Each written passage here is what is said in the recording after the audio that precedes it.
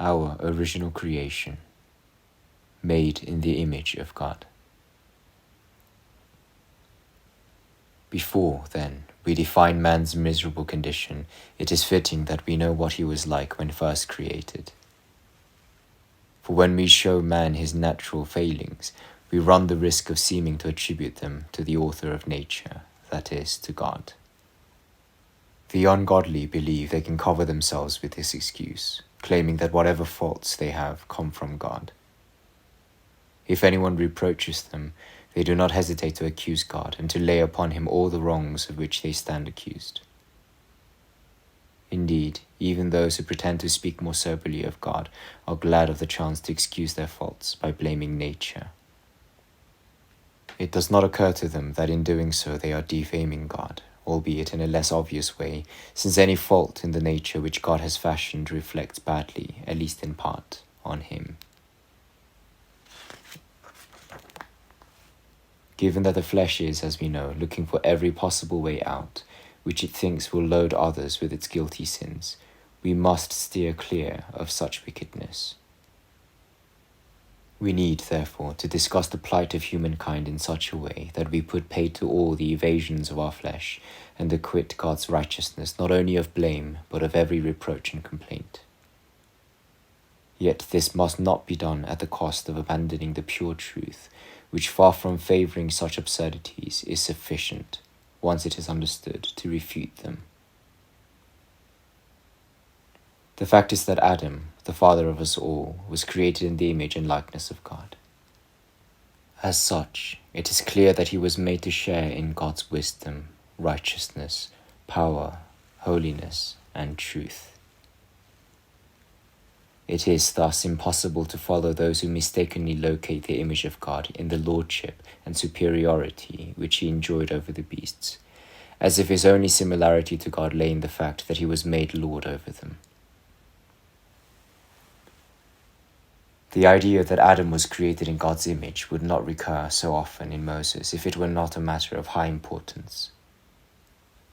Paul himself puts the question beyond any doubt when he writes, "Be renewed in the spirit in your minds, and put on the new man, who is formed according to God in righteousness and true holiness."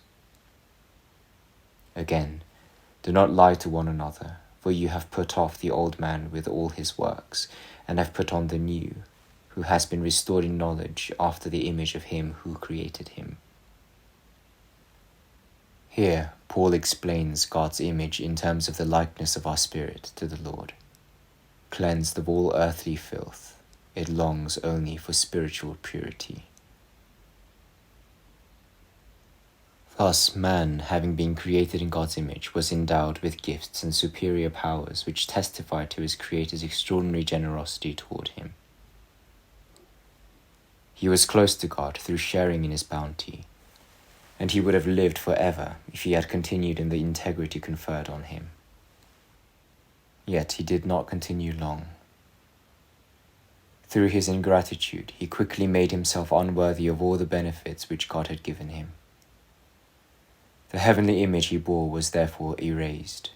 Being estranged from God by sin, he was likewise deprived of his share in the blessings which can only be had in him. So it was that instead of wisdom, strength, holiness, truth, and righteousness, the endowments with which in his likeness to God he was clothed, there came upon him the dreadful plagues of ignorance, weakness, filth, vanity, and unrighteousness. These not only beset him personally, but also burdened his whole posterity. For all Adam's descendants are like him. They take their origin from him and are born with the taint of his defilement. Such is the inherited corruption which the ancient writers called original sin, by which they meant the depravity of our nature, which before had been sound and pure. This sparked a bitter quarrel with the Pelagians, heretics, who, when persuaded by the clear proofs of Scripture that sin descended from the first man upon all his posterity, quibbled that it descended by way of imitation, not by propagation. That was why these saintly men sought to show that we are not defiled by the evil which we learn from the example of others, but that we bring our perversity with us from our mother's womb.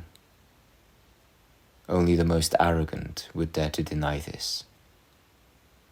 As it is, none of us need wonder at the Pelagians' audacity in this regard, once we read in Augustine's works what brutes they were, and what little shame they displayed. David's statement is enough to dispel all doubt. He was begotten in iniquity and conceived by his mother in sin. He was not here accusing his parents of doing wrong. Rather, wishing to better glorify God for his goodness toward him, he recalls his waywardness from the moment of birth. Now, this was not peculiar to David. His example reflects the universal condition of all men. All of us, therefore, who spring from impure seed, are born sullied by sin's infection. Even before we emerge into the light, we are defiled in the sight of God. For who can make clean what comes from the unclean, as the book of Job says?